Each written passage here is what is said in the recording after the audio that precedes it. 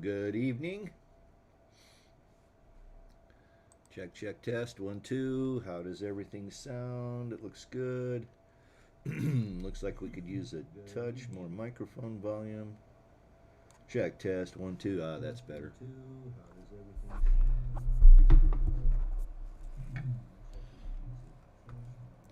Check, check. All right, that sounds good. Hey, everybody, how's it going? My fellow Americans, I am not a liar. That's my best Nixon.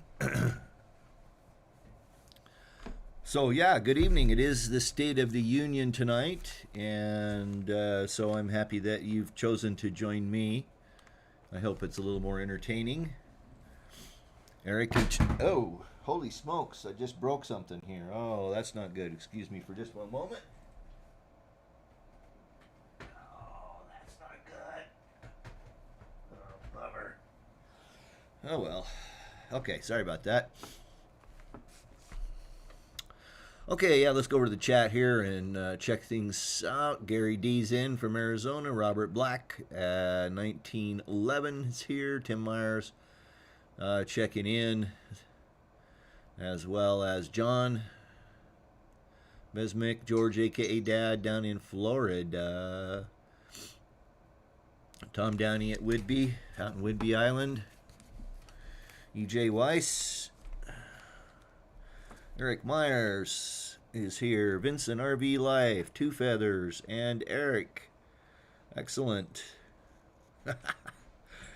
82 in Florida, huh? Well, it wasn't that warm here today. It was 30. So, let's see. Is your hair combed? That's my brother. You're going to get to see a cameo shot of my brother. Hopefully he looks like he didn't just crawl out of bed. No, I'm feeling bad. All right. Outside. He's going outside to have a smoke. I'm talking to Carl and Joni and Judy and Ed, EJ and John and Gary and Bruce at Vincent RV Life and these guys that are online with me right now. So anyway, yeah, we're here to chat. Scott Mogich is here. Joni Portwood checking in from Kentucky. Carl Jones is says watching paint dry is better than watching those clowns in Washington. Yeah, I got wound up about that last time. I guess it might have been a couple weeks ago. So I think I'll hold my comments so my blood pressure stays down. Let's see. Let me go kind of scan through the comments here. I saw some stuff come through.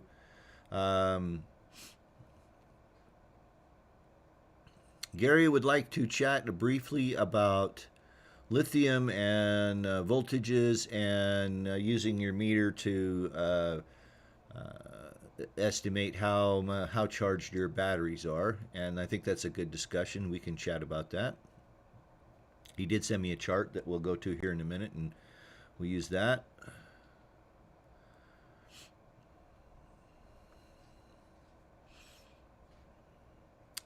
Okay, just trying to scan through all the comments here. Okay. All right, so, yeah, okay, E.J. Weiss. Ask a question, and I'll get, excuse me. He says, any issues with a straight change out of 2 lead acid batteries to 2 12-volt, 200 amp hour lithium batteries? No, EJ, except you should verify the charge settings on your inverter/converter. The charge profile of a lithium battery is slightly different than the charge profile of a lead acid battery. We've chatted about this a bit, and I might actually have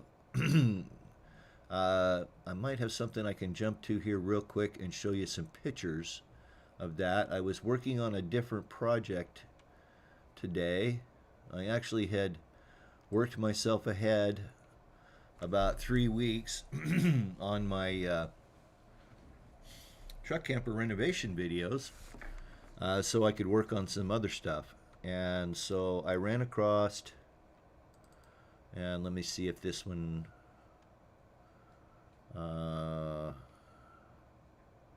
No, that's not it. Sorry. Anyway, I'll sit here and look real quick while I talk about this. Well, let's start with this one. This is a good. This is a good. Sorry, I'm gonna have to clear my throat here just a moment.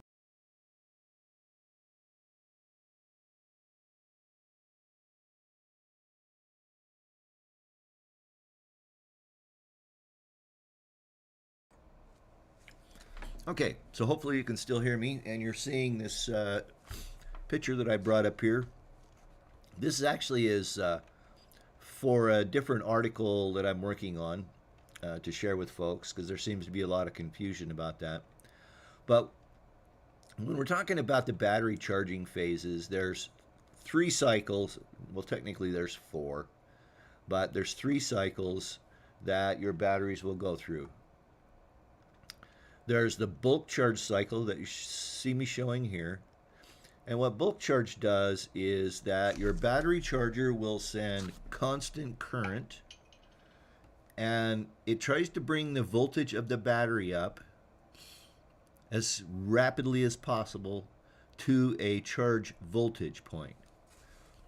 For lead acid batteries, that voltage might be slightly lower than it would be for lithium ion batteries. The number is going to vary by battery manufacturer, but as a general rule, lithiums charge at 14.2 volts, and your lead acid batteries somewhere around, it could be as high as 15. And then after it's at the bulk charge cycle for a while, then it'll flip over to the absorption charge cycle, and it'll run that for a while. Sorry, something stuck in my throat tonight. And then it will go into the cycle called float. Let's talk about this. Bulk charge brings the battery up as fast as it can to a charge voltage, and then when it goes into the absorption, so think about it this way. The bulk charge, you're just shoving as many electrons into that battery as you can. And then during the absorption charge cycle, you're continuing to shove electrons into that battery and pack the spaces and pack things in there tighter and tighter and tighter. And as the space becomes occupied with electrons, the absorption cycle slows down to a point when the battery appears to be fully charged. Then the battery charger will flip over to float charge, and that's where it will sit there and float back and forth, usually around 13.6 volts. I'll come back to this. Usually around to 13.6 volts where they will float.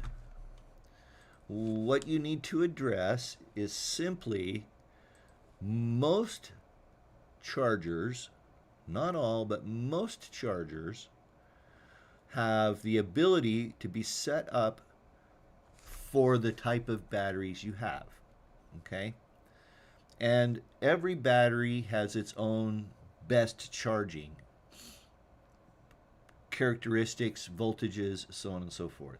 Every battery manufacturer.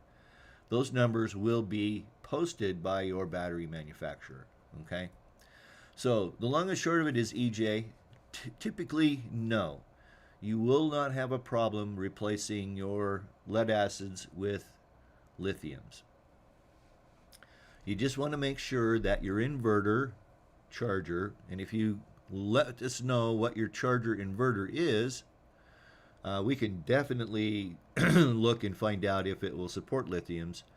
But it's been my experience that most of the more modern ones have customizable settings that you can charge your lithium batteries from your inverter in your RV. Okay?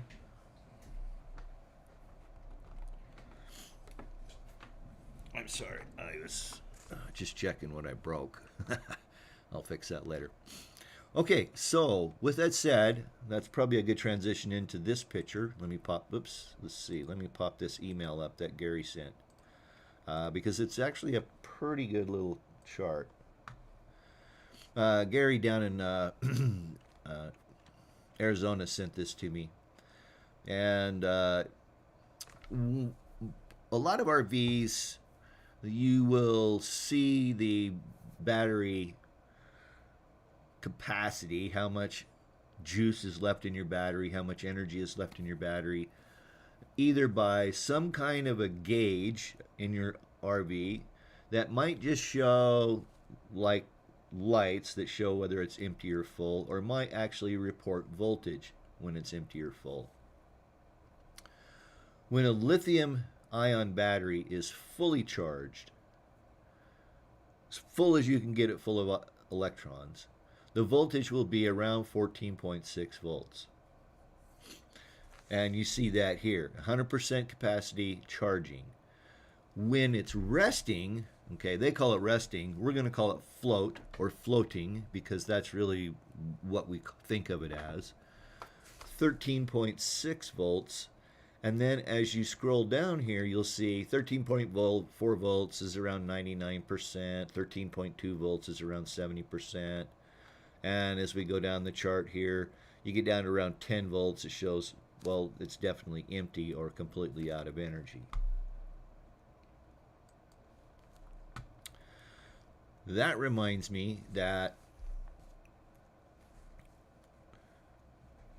lead acid batteries, when they're fully charged, will usually be around 13.6 volts. Okay, now as they're charging, they may get a little bit more voltage in them as the charge cycle finishes up. But when the charging is done, those batteries will usually settle out to around 13.6 volts while it's floating. Sorry. I've been having a real go around with my allergies the last week or so. It's been miserable. So let's see. Charging your lithium batteries. Okay. I think that probably gets us there. I'm open to any other questions that may come in about that. Throw them over there in the chat, and we'll address those. Let's see. Judy Kimbrough's checking in. Hi, Judy. Scott W.'s in. Hi. What's up, Scott? Alexander Nagel. Good evening from Canada. Good evening from Idaho, Alexander. So nice to have you here, Scotty. Yes, it is Tuesday, Scotty. Sorry. David Cockrell is in. Good evening, David. Alexander Nagel. He says they have an additional inverter installed powering 4 plugs in our trailer. Should the inverter be turned off when we plug into shore power? No. Don't ever bother with the inverter, okay? The inverter is going to sit in line with the voltage coming in. And your inverter is going to be concurrently providing electrical power to those outlets and sending power, charging power to your battery. Okay? So if you turn off the power when you're plugged in, if you turn off your inverter when you plugged in, you may not be charging your batteries, and then you'll have a really, you'll be really disappointed when you go somewhere and your batteries are flat. So no, you don't have to do that. Typically, you don't ever have to adjust the inverter, maybe turn it on. But yeah, there's no real reason to turn it off unless you're trying to save power. Which, if you're plugged in, you would never have to worry about that. EJ says, thanks, I'll check the specs on his unit, which is a Jayco Eagle. What year is that, EJ? Because if it's after about 2010 or 11, you should be okay with your inverter. But yeah, if you'd let us know what your inverter is, within usually a couple of minutes, we can figure out, if it'll support the lithiums. Now, the fact of the matter is, any charger will support the lithiums, but you need to be able to adjust the battery cutoff voltage. Okay, so That's the low battery cutoff. Low battery cutoff protects your batteries from being damaged, and that value is a lot different between the two battery types, between lithium and lead acid. LBCO, as they refer to it, low battery cutoff voltage or low battery cutoff point, on lithiums is usually around 10 volts. Okay, that's when the batteries are totally discharged or discharged, pretty deeply. And with lead acid batteries, you really never want to pull the voltage down below about 12 volts. Okay, 12 volts is pretty much is about as low as you want to go on those batteries, because when you start to drop below that in a lead acid battery, you're causing damage.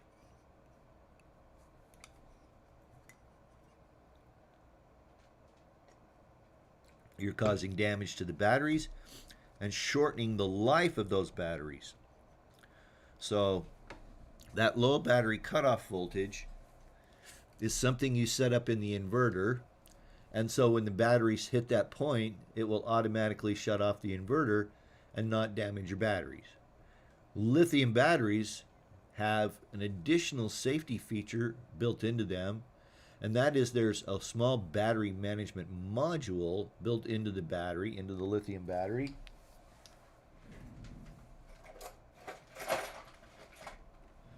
I was reaching over here to grab a battery here. Keep in mind that your lithium batteries, even the lithium batteries in your Teslas and stuff, are very similar to those. Okay, that's just a AA cell. The lithium batteries are 18560s. There's 25 620s, and there's a couple others. They're a little bit bigger, but inside of that 12-volt lithium battery you put in your RV, there's a whole bunch of these. Okay, and they're tied together in serial and parallel, and I don't want to get into all of the that stuff inside of them, but that little management module does a couple things. One, it keeps these batteries charged evenly, okay, because there's 40, 50, 60 of them in the battery, depending upon its capacity and a bunch of other stuff. And so you want to be able to charge those batteries and keep them at the same charge state. Okay.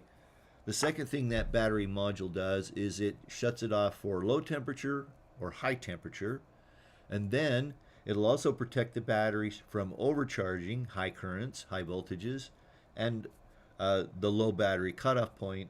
The lithium batteries are smart enough that it will shut it off if it gets down to a certain level.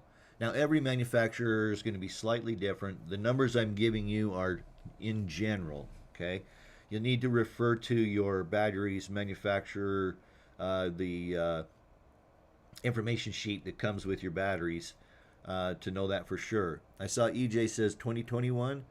I'd be almost positive that your inverter will have no problems charging lithium, so I would not worry about it, EJ.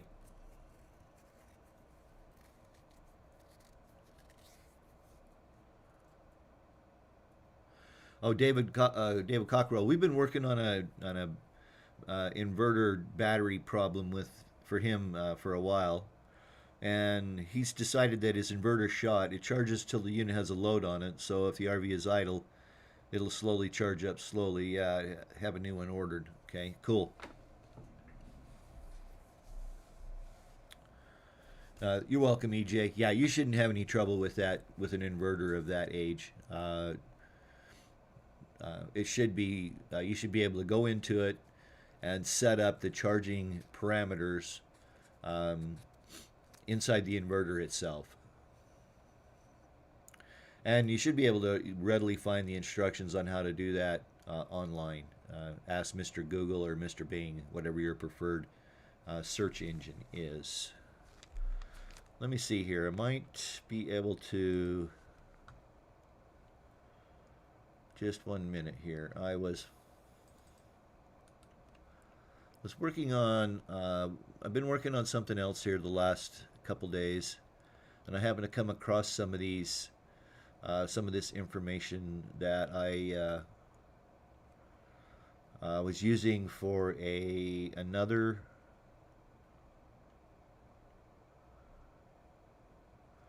project that I've been working on, and I don't see the ones I was looking for here. They might be in a different file, in a different folder. But I do have some charts that show that, if I can just put my hands on it, the difference between lead acid and lithiums.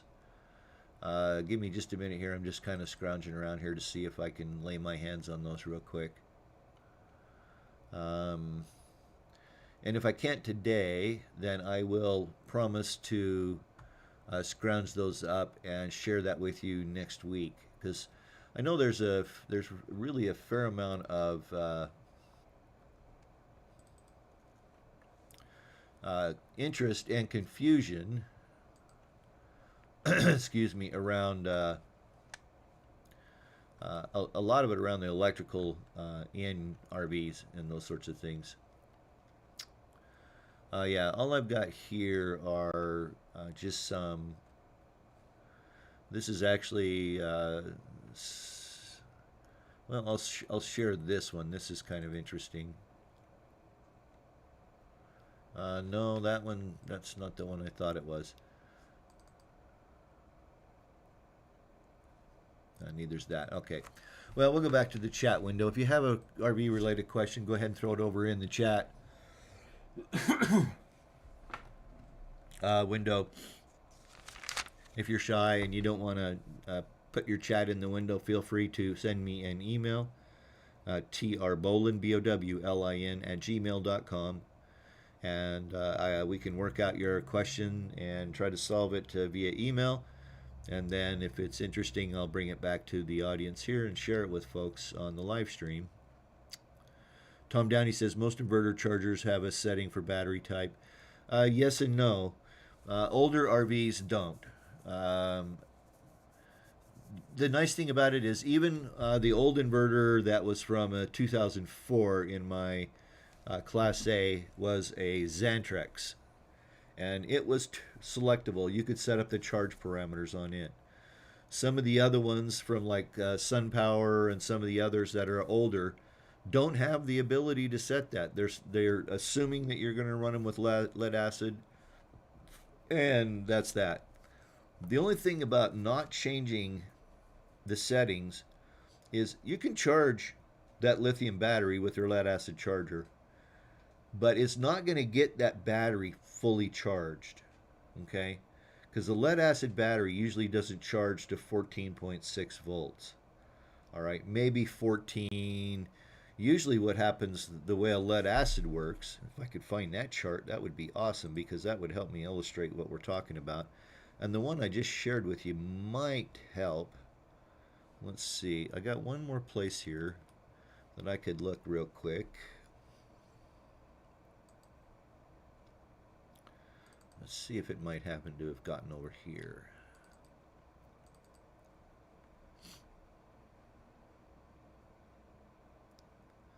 No, I'm sorry, but I'll dig this up. I know I have charts. I know I have charts on this. Let me see if this one's it. No, that's not it either. Okay. Unfortunately, oh well, this will help though. And let me flip back over here. This actually happens to be the specifications for the SOK 206 amp hour battery. And what this is showing us are the settings that you would set up for your charger. In this particular case of this battery, the recommended charge current is 40 amp hours. All right. The maximum charge current is 50 amp hours. What's the difference between the recommended and the max? The recommended charge current is the charge current that charges the batteries at a level appropriate to extend the life of those batteries as long as possible. If you go up to 50 amps, you can charge it that fast, but it doesn't maintain the battery's life cycle, a lifetime, as well as charging at the recommended charge current. Okay, you look down here and it shows recommended charge voltage. Let me blow this up so you guys can see it a little more. Okay, so the recommended charge voltage for this is a lithium battery, by the way. Okay, it's 14.6 volts.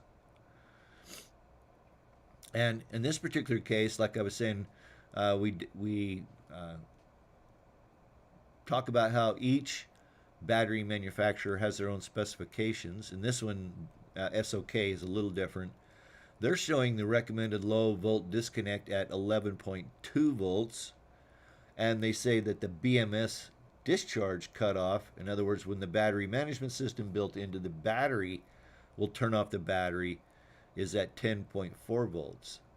Now, the reconnect voltage is important because once the BMS inside of this battery pack shuts it down so that it can't discharge, it won't restart or reconnect that battery until it reaches 11.6 volts. So you'll have to charge that battery, bring the voltage up to 11.6 volts before the battery will provide current to whatever's connected to it. For example, a inverter. Hope that made sense. I think that was good, and I might, as we keep going here, and I'll go back and we'll check comments, might see if I can run across that. I know I've got a really cool animation that shows the battery charging. I just can't lay my hands on it. It will show up at some point, and then, well, I'll dig it up this week. Let me make myself a note.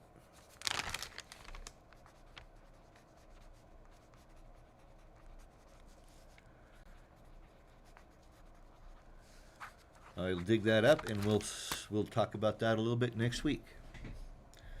All right, let's see what we got going on here over in the chat window.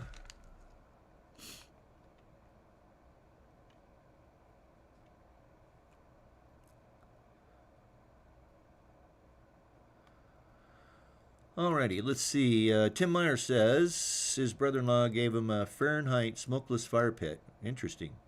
It uses pellets or firewood, but the wood has to be cut to 10 inches in length. Has anyone used pellets for a campground fire? I can't say that I have. I'm sure somebody has, but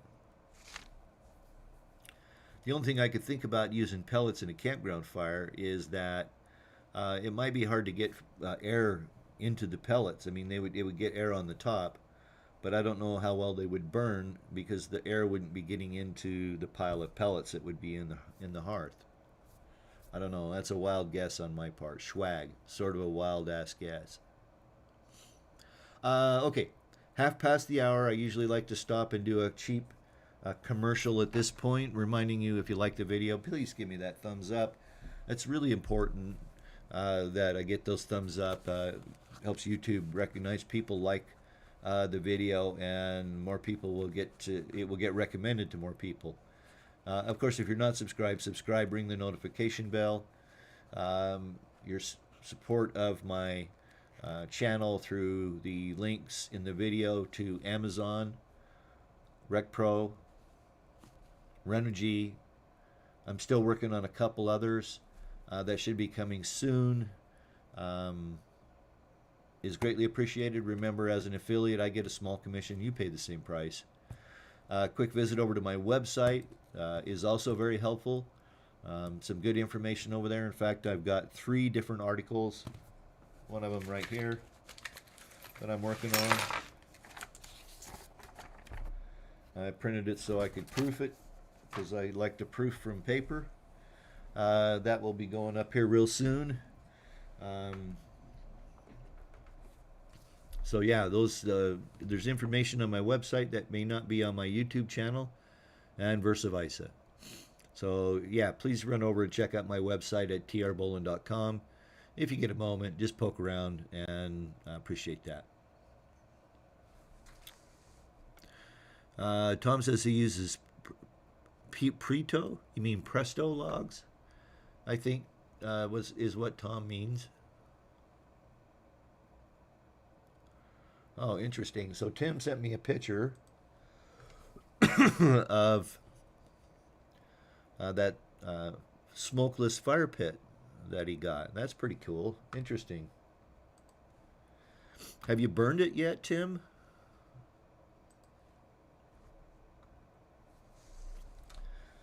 Uh, I don't know about anything that uses fire being smokeless. That's been my experience. Let's see here. I'm going to have to excuse myself for just a minute. I've got to blow my nose. I'm going to have to run and grab a napkin. But I'm going to try this real quick and see. So hang with me. I'll be back. Okay, I won't be back. I will be back, but that didn't work. Okay, I'll be right back. Excuse me for just 1 second.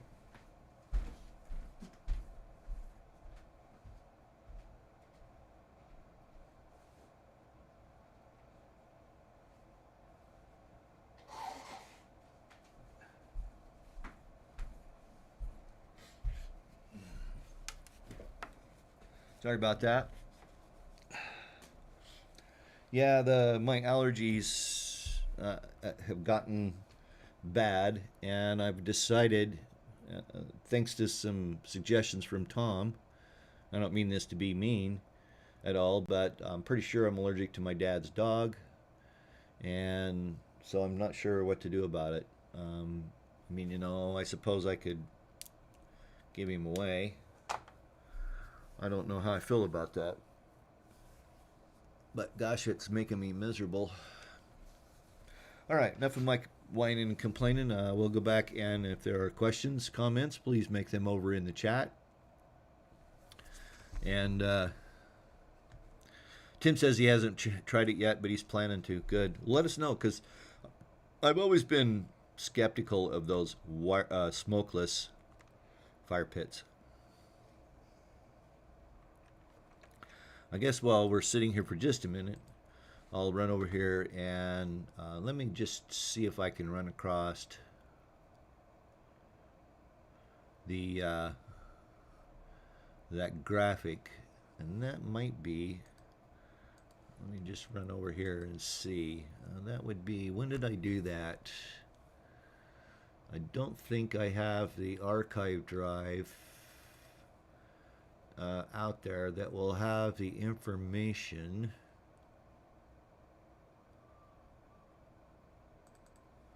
in it. I think I'm going to have to mount up one of the hard drives that sit over here on the shelf, one of my backup drives. But let me just look here real quick while we're waiting to see if any other questions might come in. And it does not appear like I'm going to be able to put my hands on that.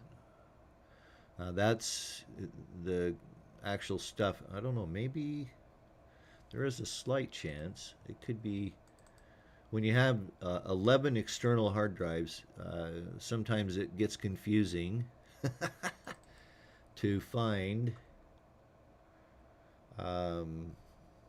stuff. Especially stuff that you did 4 or 5 years ago. I'm just, let's see here, shunts. Xantrex. Surfaction. RV schematic. PWM. PP. All right. Yeah, I don't see. Oh, wait. It might be right. Let's see. Might be right there.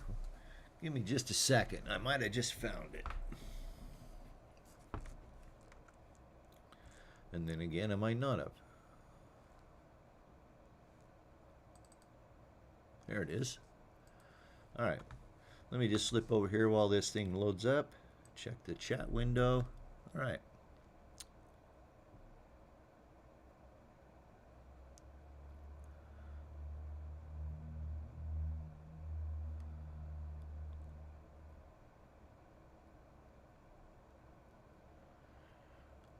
Okay, Carl says go see an allergist, might be able to get you some relief. Yeah, I've thought about that, Carl. Trying to find, one in here in East Idaho. Uh, I'll have to do some research on that because I did think about that. Tim Meyer says he's watched some YouTube videos on those smokeless. Who trusts anyone from YouTube anyway? Oh, that's a good point. And they claim as long as you don't smother the fire is less smoke, not smokeless. Yeah, totally.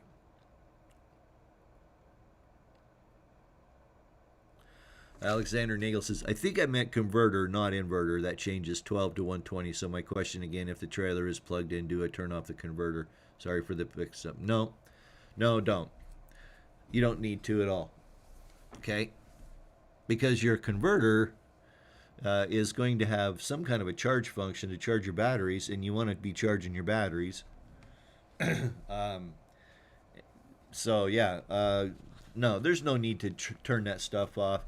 When you pull in and plug in, your inverter should work perfectly. Inverter, converter, whatever you have, it should work just fine. No problems whatsoever.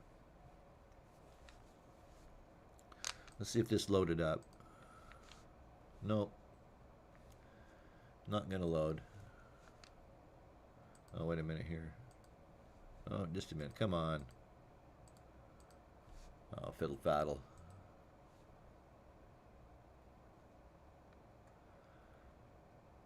Yeah, okay.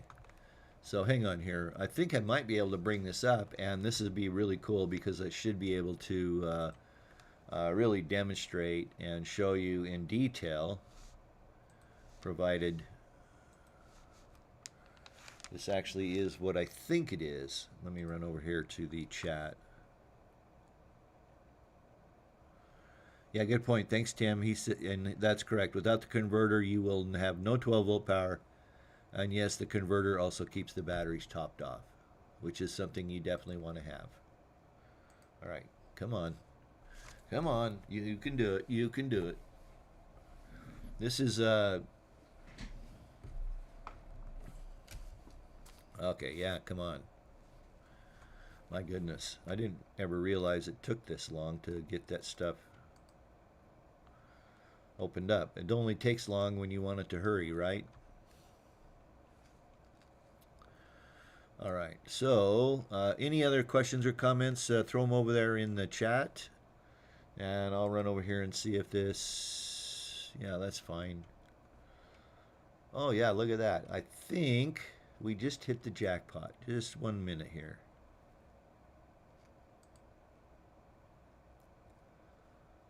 Maybe. Come on. Come on. I think it's still loading. But I think I found the right stuff here. So we'll just sit here and I'll drag my feet just a minute. Bear with me. While this starts up. And that. Come on.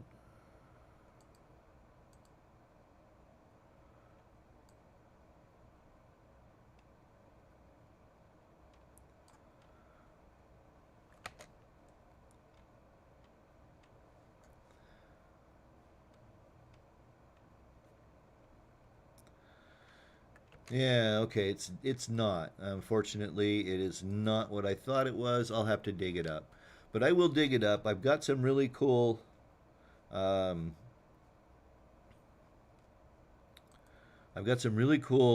graphics that I think make it really straightforward to understand what's going on. Oh, wait a minute. Well, no, that's a different thing. Okay, yeah. So I'll have to dig. I'm not going to sit here and grind my gears and he and ho and hum around while I look for something. that I will look and identify and share with everybody next week. But next week, what we'll chat about briefly is the charging differences between lead acid and lithium, and in a graphical form so you can kind of see what's going on.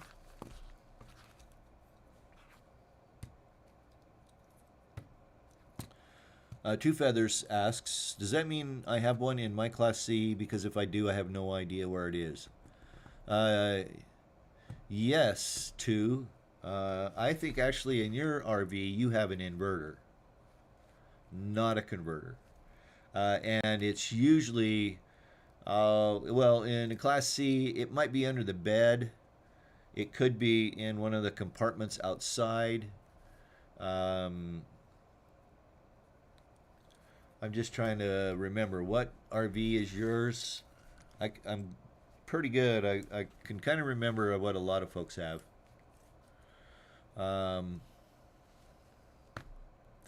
But yeah, I think you might have an inverter in your rig too. You have a Winnebago. I can almost see the pictures you sent a while back, but those brain cells are dusty, and I'm running short on pledge.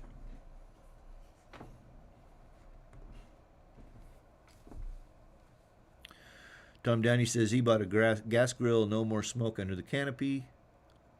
Yeah, that's right. Okay, a 24-foot Winnie. Yeah, you probably have an inverter. I think you definitely have an inverter. You have 110 volt power when you're not plugged in, right? Too. And Gary D says he has an inverter that he plugs his trailer into when boondocking. He does turn off the battery charger. Yeah, if you're short of amperage coming in, if you need more amperage and you don't want to share that amperage with the battery charger, that's just fine.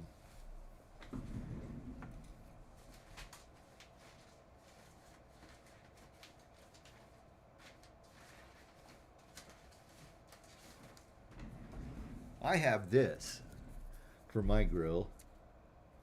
It's called the Volcano Stove. Let's see if I can find a better picture of it here. It's very similar. This is a grill, multi-fuel. I've used it as a fire pit. It collapses down. Let's see.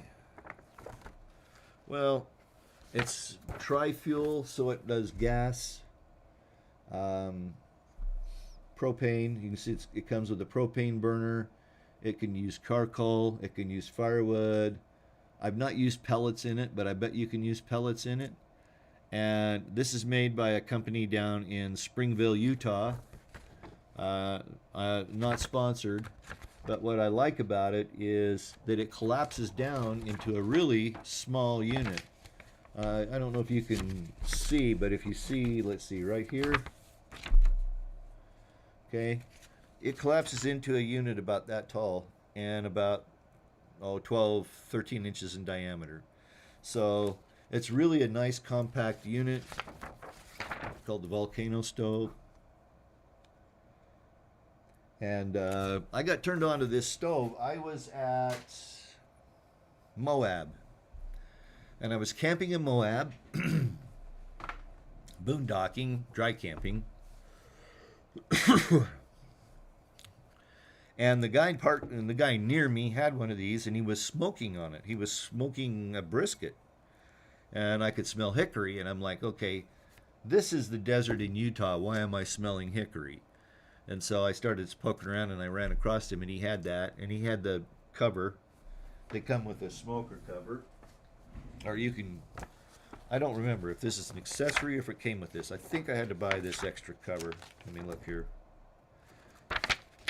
I don't remember if it came with the lid, but if I can get this up here so you can see that guy right there. It's a little tent that goes over the top of the grill and keeps the smoke in. And it's an amazing grill. I mean, I've cooked on it with firewood, with charcoal, with the propane burner. I have not cooked on it with pellets, but I imagine it probably would use pellets.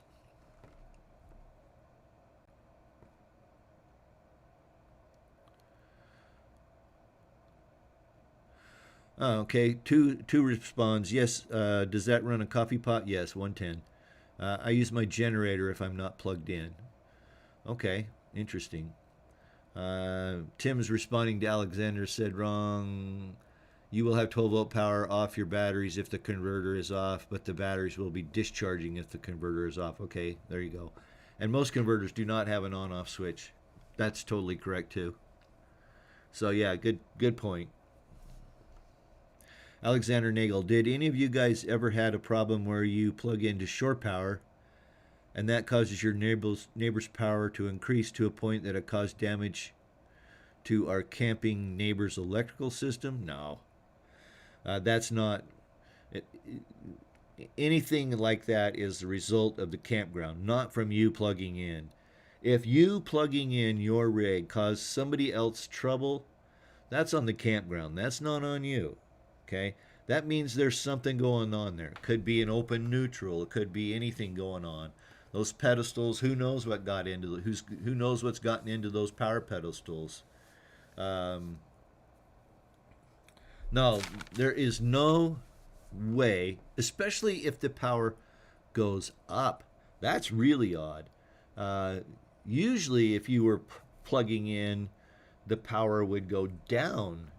If there was a limited amount of power.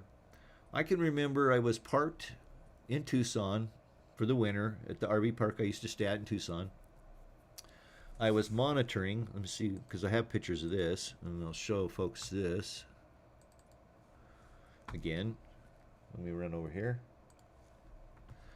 This is the control panel I had, okay?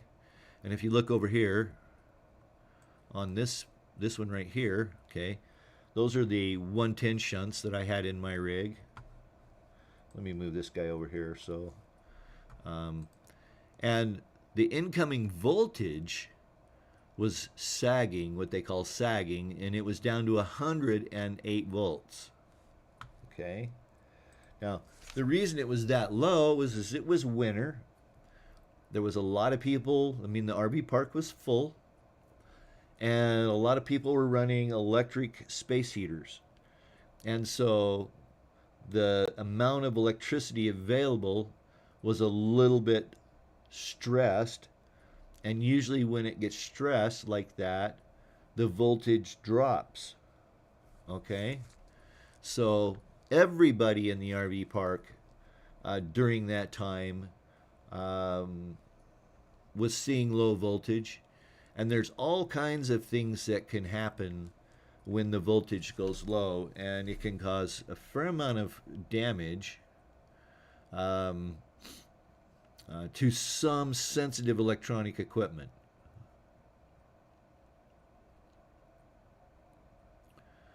Yeah, exactly, George. Brownout. That's exactly what it is a brownout.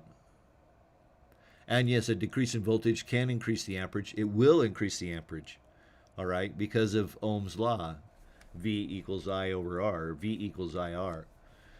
We won't get into the math tonight, but maybe next week we could chat about that a little bit. But yeah,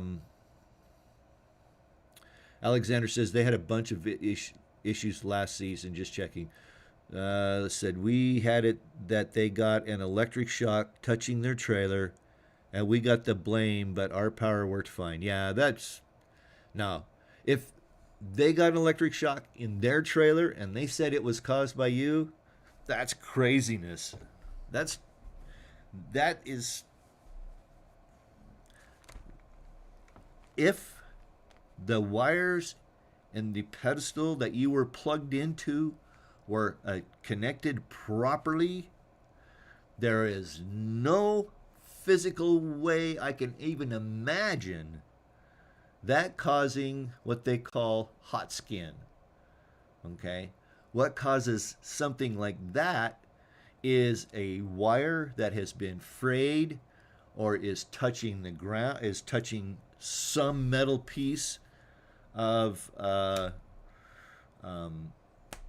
trailer, but them telling you that's... Yeah.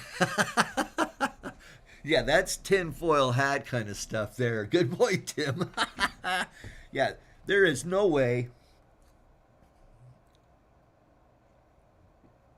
even if you were plugged into the same outlet. There's no way that your trailer being plugged into power could cause somebody else's trailer to have hot skin, okay?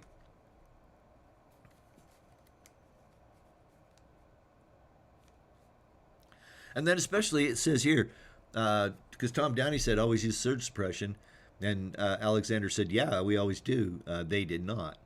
And yeah, that's just craziness there. That's just craziness. So there is absolutely no physical way that your trailer caused their RV any electrical trouble, provided that pedestal is wired correctly. And you would have to be connected on the same pedestal.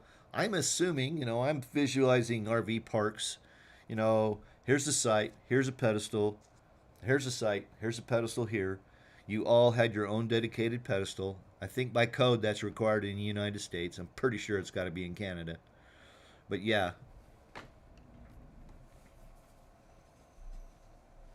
Craziness. Yeah, there's no way that, and especially if you had a surge suppressor in there, because if you had surge in there, then yeah, that's not possible. But that's an interesting one. Yeah, so next time that happens, I would just refer them to the RV park owner, or tell them they need to go get their RV checked out. Because what could cause hot skin, what I'm calling hot skin, is that if the RV, I'm assuming, let's say travel trailer, RV, fifth wheel, it doesn't matter. If it has aluminum siding on it, and for some reason one of the wires has rubbed through, and one of the hot wires is rubbed through, and it's causing electrical current to be on the skin, on the exterior of their trailer was electrified. And then when you're standing on the ground and you touch something, you get a shock because the ground is ground and the trailer is electrified.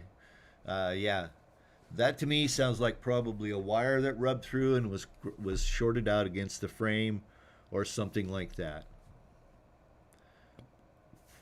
George A.K.A. Dad says, yeah, that was a big deal with electric fork trucks. Low batteries damaged the control circuit, swapped our batteries out every 4 hours. Yep. Tom Downey says, protection, we use an EMF hardwired.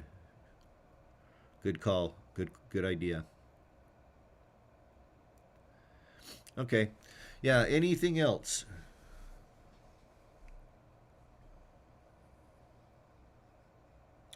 All right, so I'm going to call this one as it is, in the bag. The state of our union is great. I thank everybody for being here tonight. Look forward to seeing you here next week. Next week, we're going to talk about the specific differences between charging lead acid and lithium batteries. Got that on my list. Is there anything else you would like me to research for next week so that I can come back and we'll have a discussion about it?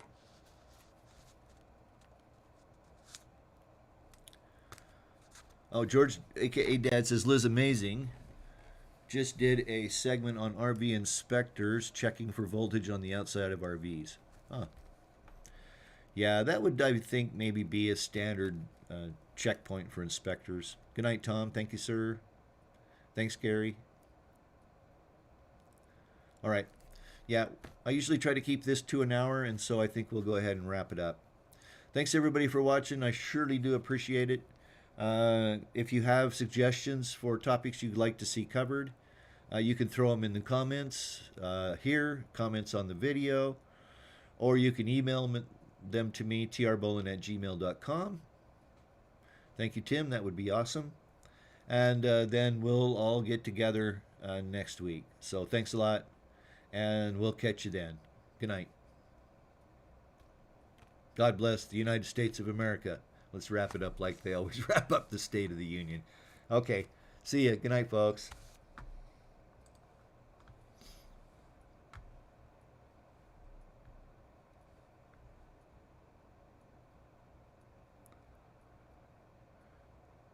Talk about bumper. Okay, Tom, we'll do that. Good night, Carl. Good night, Carl. Good night, John. Thanks for